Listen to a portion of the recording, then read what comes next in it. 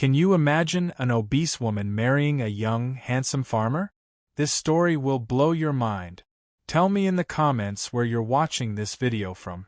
Don't forget to subscribe to the channel and leave your like so more people can know this incredible story of overcoming. The train station in Greenfields was too small to hide shame. Ruth held her patched suitcase while watching Farmer Miguel approach with 3 children clinging to his legs like shipwreck survivors to debris. At 32, Miguel still had the handsome face that made the town's women sigh.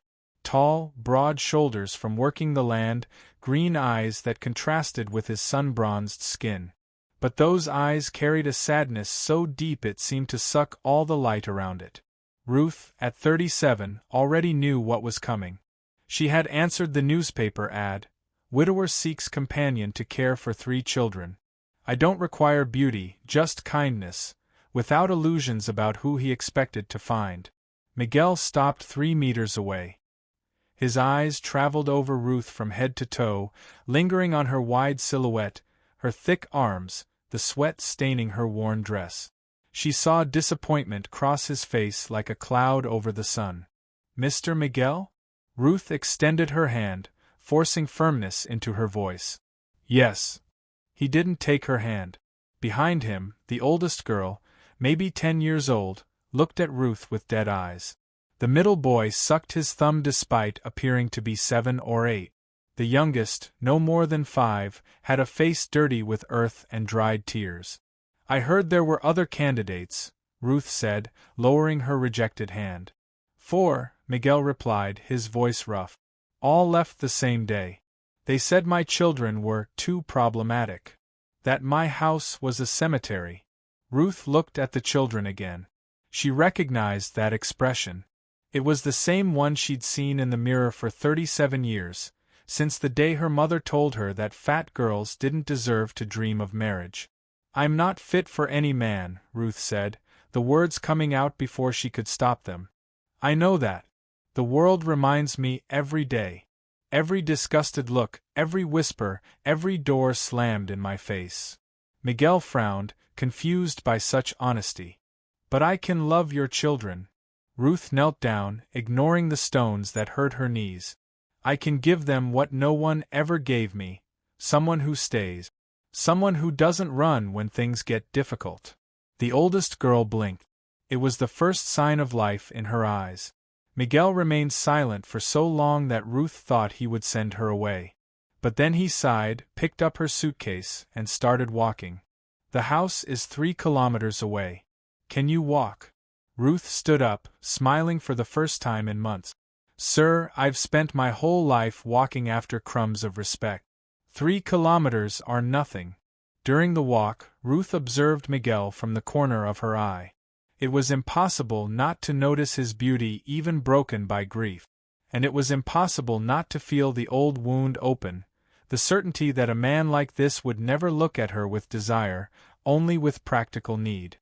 But Ruth had learned long ago not to dream of impossibilities.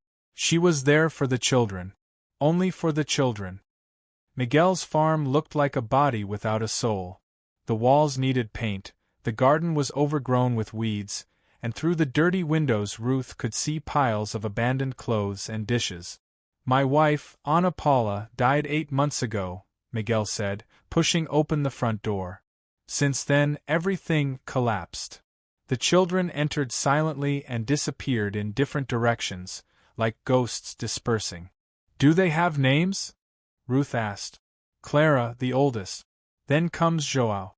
The little one is Pedro." Miguel turned to her. "The other women who came. One lasted 3 hours. Another, a whole day. The third ran out when Clara had a crying fit. The fourth called my house hell and my children possessed." "Then they weren't right for you," Ruth said firmly. "Where do I sleep?" That first night, Ruth didn't try to change anything. She just observed. Clara prepared a miserable dinner of stale bread and thin soup, serving everyone in absolute silence. The 11-year-old girl moved like a 50-year-old woman, bent by the weight of impossible responsibilities. Joao ate without taking his thumb from his mouth, eyes fixed on his plate. Pedro pushed the food from side to side, whispering, "Don't want," so low it could barely be heard. Miguel ate mechanically, lost in his own thoughts. Ruth waited until everyone finished. Then she stood up and began collecting the plate. "Can I help?" Clara spoke. Her voice was a ghost, weak and trembling from disuse. "You've already done too much, dear," Ruth replied. "Today I'll take care of this. Tomorrow we'll talk about what each person can do." Clara stood still, not knowing what to do with her empty hands.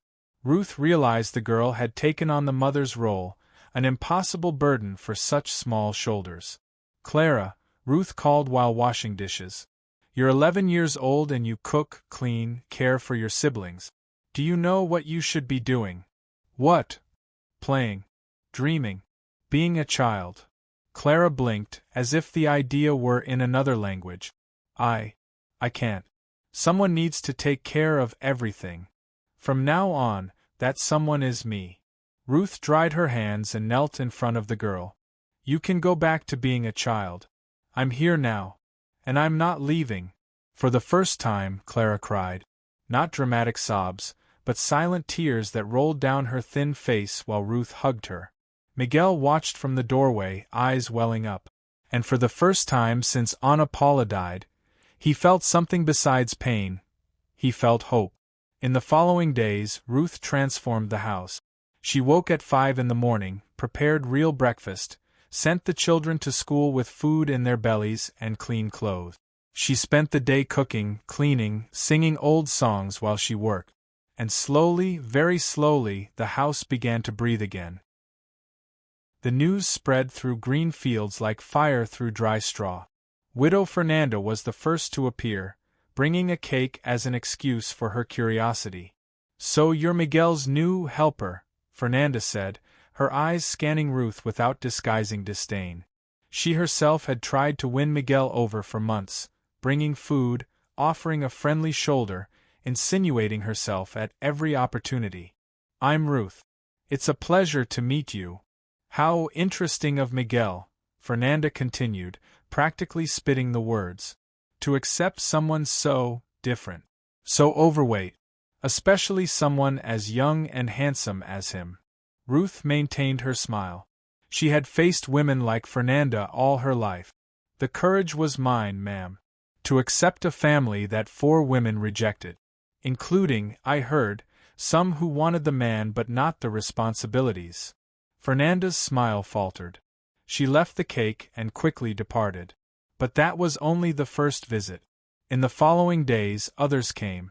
All the single women in town, all who had their eyes on Miguel, all horrified that he had wasted the opportunity with a woman like Ruth. "People are talking," Miguel warned one night. "They say it's not appropriate. A single woman living with a widower. Especially when you're so different." "Different how?" Ruth asked, although she knew the answer. Miguel hesitated, embarrassed. "They say you're too old, too fat, too ugly to be here. That I must be using you. Or worse, that you're using me. And what do you say?" "I say that for the first time in 8 months my children are eating hot meals. That Clara smiled yesterday. That Pedro slept through the night. That Joao hugged me for the first time since the funeral." Miguel looked at her with real gratitude. "I say I don't care about gossip." But the gossip didn't stop. At church, women whispered when Ruth passed. "Poor thing, thinks she'll win over a man like that." At the market, vendors laughed. "Imagine Miguel with a woman like that." Children on the street pointed. "Look at her size." Ruth endured it all in silence. She had survived worse things. But one afternoon, Clara came home from school crying. "Mariana said you're ugly and fat. That my dad must be desperate to accept someone like you. That when he gets better, he'll send you away and marry someone pretty." Ruth pulled the girl into her lap. "And did that bother you?" "Yes. Because I don't want you to leave." "But what if it's true? What if my dad is really just using you until he finds someone better?" Ruth held Clara's face gently. "Dear, your father will probably marry again someday. Someone young, pretty, whom he truly loves. And that's okay. But But I'm not here for him. I'm here for you, for Joao, for Pedro. Even if your father marries and asks me to leave, I'll fight to stay in your lives. Because you're mine now, understand? Mine from the heart. Clara hugged Ruth tightly. You're the most beautiful person I know. And Ruth cried, because no one had ever said that to her. The social worker arrived on a rainy Tuesday. Mrs. Beatriz had the stern face of someone who had already decided everything before even arriving. I've received complaints, she announced, entering uninvited. Multiple complaints about the conditions of this house and about the suitability of the person in charge of the children. Miguel paled. Complaints? From whom? Concerned citizens. Beatriz pulled out a notebook.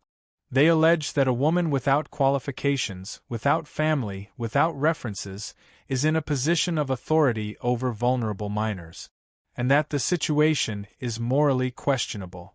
Ruth was preparing lunch in the kitchen. Her movements slowed upon hearing the words, but she didn't stop cooking. I want to see the children's rooms, Beatriz ordered. Clara, who was helping Ruth, tensed. Don't let her take us, she whispered, grabbing Ruth's apron. Please, please. No one's going to take you, Ruth said firmly, drying her hands. She entered the living room, filling all the space with her presence. Ma'am, you can see whatever you want. But while you do, I'm going to tell you a story. Beatriz raised an eyebrow. I don't have time for. Yes, you do. Ruth didn't move. When I arrived here 2 months ago, Clara was 11 years old and cooking for the family. Her hands were burned from handling hot pans. Joao cried every night until he passed out from exhaustion. Pedro was so thin you could count his ribs through his shirt. This house was dying. And you think your presence solved that? Beatriz mocked. A woman without training, without experience with children, without value? Ruth finished, her voice sharp as a knife. Is that what you were going to say? Without value because I'm fat? Because I'm ugly? Because no man wanted me, so I must be defective. Beatriz fell silent, surprised by the intensity. Believe me, ma'am, I've heard all that before, Ruth continued. All my life. But you know what I learned? That the world confuses value with appearance, and that the emptiest people are often the prettiest. She walked to the table and picked up a drawing notebook. Pedro drew this yesterday. It was a child's drawing of 4 people, a tall man, 3 children, and a large woman with a huge smile. Above it was written in shaky letters, My family. Do you know what he told me when he showed it? Ruth asked, her voice breaking. He said, Miss Ruth, you're bigger because you have to fit more love inside you. For all of us. Beatriz looked at the drawing, her expression softening slightly. Joao stopped sucking his thumb, Ruth continued. Clara started playing again. They eat 3 meals a day. They go to school clean, fed, loved. They laugh, dream, live. Love isn't enough to raise children. Love is everything. Ruth's voice echoed through the house. These children don't need perfection. They don't need a pretty woman with fine clothes. They need someone who stays when it's difficult, who doesn't run from nightmares and tears, who doesn't care about malicious gossip from a cruel town. Beatriz spent 3 hours examining every corner of the house. She checked food cabinets, full, checked the children's clothes, clean and carefully mended, checked the bedrooms, tidy with drawings on the walls. When she interviewed the children separately, each told the same story, of a woman who saved them when they were drowning in sadness. Before leaving, Beatriz pulled Ruth aside. The complaints came from 4 different women, all single, all approximately Mr. Miguel's age. She paused. Envy is a destructive force, Mrs. Ruth. But the love I saw here today is stronger. So the children stay? For now. I'll return in 3 months for a routine inspection. Beatriz hesitated. But between us? These children are lucky to have you. Don't let anyone tell you otherwise. Winter came strong that year. With it came Pedro's fever. The child burned with fever, delirious in the middle of the night, calling for his dead mother. The doctor came, shook his head gravely, left medicine and departed with a look that said, "Prepare for the worst." Ruth didn't leave his side for 5 days and 5 nights. She applied cold compresses, forced warm soup through his lips, sang lullabies with a voice hoarse from exhaustion. Her eyes burned from lack of sleep. Her back ached from bending over the bed so much. But she didn't leave. "You'll die if you don't rest," Miguel begged on the 4th night. "Ruth, please. I can." "You don't understand," Ruth interrupted, her voice rough. "I spent 37 years with no one needing me. With no one wanting me to stay. This boy called me mother yesterday in his delirium. Mother. For the first time in my life, someone needs me to stay." Tears rolled down Ruth's face. "I'll stay until my body collapses. And even then I'll crawl back to this room. Because that's what mothers do." Miguel looked at this woman he had judged so cruelly at the train station. He saw not an ugly or fat woman, but a warrior fighting for his son's life with a ferocity that took his breath away. And for the first time, he truly saw her. On the morning of the 6th day, Pedro's fever broke. He opened his eyes and saw Ruth bent over him, exhausted but smiling. "Miss Ruth," his voice was a thread. "You stayed." "Always," Ruth whispered, tears of relief rolling. "I'll always stay." Pedro extended his thin arms and Ruth hugged him, feeling the boy's heart beat against hers. "I love you," the boy whispered. "I love you, my mother." And Ruth felt her heart, cracked and wounded by decades of rejection, finally begin to heal. Miguel left the room with a lump in his throat. He went to the garden, to the grave he had made for Ana Paula under the tree she loved. "Anna," he whispered to the earth, "I was wrong. I was looking for someone pretty, young, perfect. But you sent someone better. You sent someone who loves our children like you loved them." The wind blew softly, swaying the flowers he had planted. "I'm falling in love with her," Miguel confessed. "And I'm scared. Scared it's just gratitude. Scared I don't deserve someone so good. Scared she'll never believe my love is real." There was no answer except the wind. But Miguel felt, somehow, that Ana Paula was smiling. The town assembly was convened to discuss the future of the Oliveira children. The community hall was packed. It seemed all of Greenfields had come for the spectacle. Fernanda, Teresa, and other women who had reported Ruth sat in the front row, faces satisfied like cats with a cornered mouse. Mrs. Beatriz opened the meeting. "We're here because citizens have raised concerns about the welfare of the Oliveira children." Fernanda stood up immediately. "We all know the situation in that house is indecent. A handsome young man like Miguel with a woman like that." She looked at Ruth with disgust. "It's obvious she's taking advantage of him. Clinging to the first opportunity she had to have a man, any man." Murmurs of agreement echoed through the hall. Ruth stood slowly, her large figure dominating the space. "You're right about one thing, Fernanda. It was my first opportunity. Do you know why? Because men like Miguel never look at women like me. Never have. Never will." "Exactly." Fernanda triumphed. "So you're admitting?" "I'm admitting I came to that house without romantic illusions," Ruth interrupted. "I came because 3 children needed love and everyone else, including you, Fernanda, who refused Miguel's request 2 months before me, decided those children weren't worth the trouble." Fernanda turned red. "You want to know the truth?" Ruth looked around the hall. "I sleep in the attic.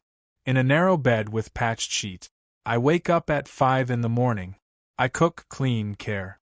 I go to bed at 11 at night, exhausted. Miguel barely touches me beyond a handshake. Where's the indecency in that?" "It's about what it looks like," Teresa tried. "Oh, it's about appearances?" Ruth laughed bitterly. "Then tell me. When you look at me, what do you see? Look carefully. A fat, ugly, old woman. Undesirable. How could someone like that seduce a handsome man?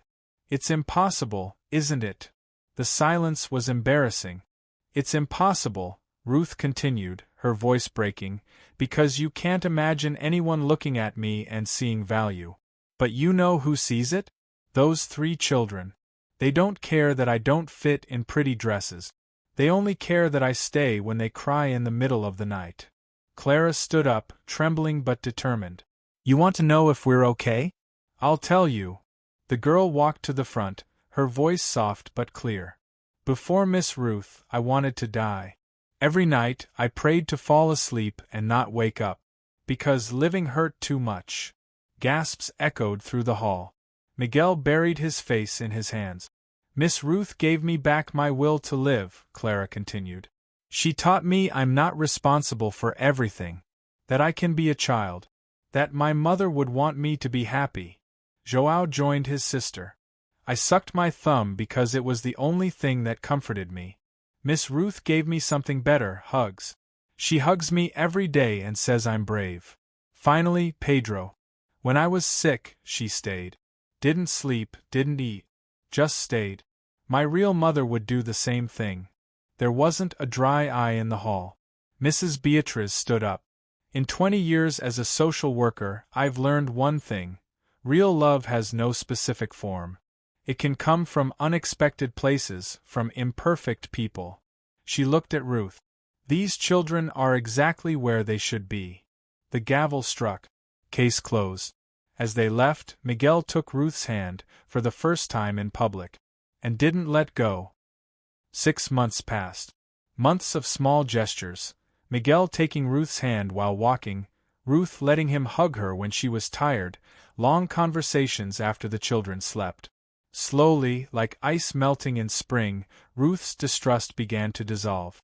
Until her birthday arrived. Ruth woke to find the house empty. She panicked. Had they left? Was it all a lie after all? But then she heard laughter coming from the garden.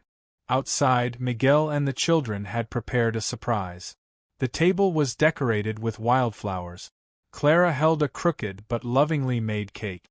João had a bouquet of daisies. Pedro held a drawing, this time not of 4 people, but 5, with Ruth in the center, huge and smiling, with the word Queen written above. Happy birthday, Ruth, they all said together. Miguel approached, holding a clumsily wrapped package. Open it. Inside was a wool shawl, hand-woven with a delicate rose pattern. Ana Paula started this before she died, Miguel explained, his voice choked. It was for her, but she made me promise something. She made me promise that if I found someone special, someone who loved our children like she loved them, I would give this to that person. Ruth held the shawl with trembling hands. She knew she was going to die before finishing it, Miguel continued. So she left instructions. Miguel, she wrote, when you find someone who stays, who truly stays when it's difficult, give this to her. Because she will be my greatest blessing to you. There's more, Clara said, pulling out a yellowed envelope. I found this in Mom's belongings. It was a letter, written in shaky handwriting. To the woman who will love my children when I cannot. I don't know who you'll be. I don't know what you'll look like, where you'll come from, or what will bring you to my family. But I know one thing, you will be extraordinary. Because ordinary women run from pain. Ordinary women want the easy life, romance without complications, love without cost. But you chose to stay. You chose to love broken children, heal wounds you didn't cause, enter a story of grief and transform it into hope. I don't know if you'll be beautiful or plain, young or old, thin or fat. But I know you'll be lovely. Because real beauty comes from the heart, and yours must be immense to hold so much love. Take care of them as I know you will. Love my husband if he deserves that love. And know that, wherever I am, I will be eternally grateful to you. With love and blessings, Ana Paula. Ruth couldn't stop crying. She hugged that letter against her chest, feeling the weight of a blessing from beyond death. She knew, Ruth whispered. She knew I would come. And she was right about you, Miguel said softly. About your beauty. Your immense heart. Your extraordinariness. He knelt, not in sudden proposal, but in genuine humility. You asked me what I see when I look at you. At first, I was too blind from grief and the world's foolish standard. But now, Miguel took Ruth's hands. I see the woman who saved my family. I see strength in every curve of your body that carried our burdens. I see beauty in every wrinkle on your face that came from smiling at my children. I see the person I want to wake up next to every day for the rest of my life. Miguel. You don't have to answer now, he said quickly. I know I hurt you with my judgment. That I have to prove this isn't gratitude or convenience. I'll spend the rest of my life proving it, if you'll let me. Ruth looked at the 3 children watching with hope. Looked at Miguel on his knees, offering not charity but true love. Looked at Ana Paula's letter, a woman she never met but who gave her the greatest blessing. I'm fit, Ruth whispered, finally allowing herself to believe. I'm fit for you. For this family. To be loved. To be desired. To be seen. Yes, Miguel said, tears in his eyes. You always were. I just needed to learn to see beyond the lies the world taught me about beauty. Clara ran to hug her, followed by João and Pedro. Miguel joined them, and there, in that garden where Ruth had planted roses and hope, 5 people the world had discarded found in each other's embrace a safe harbor. Ruth had spent 42 years waiting to be chosen. But in that moment she realized the deepest truth. She had chosen herself. She chose to stay when others fled. She chose to love when it was easier to protect herself. She chose to believe she was enough when the whole world said otherwise.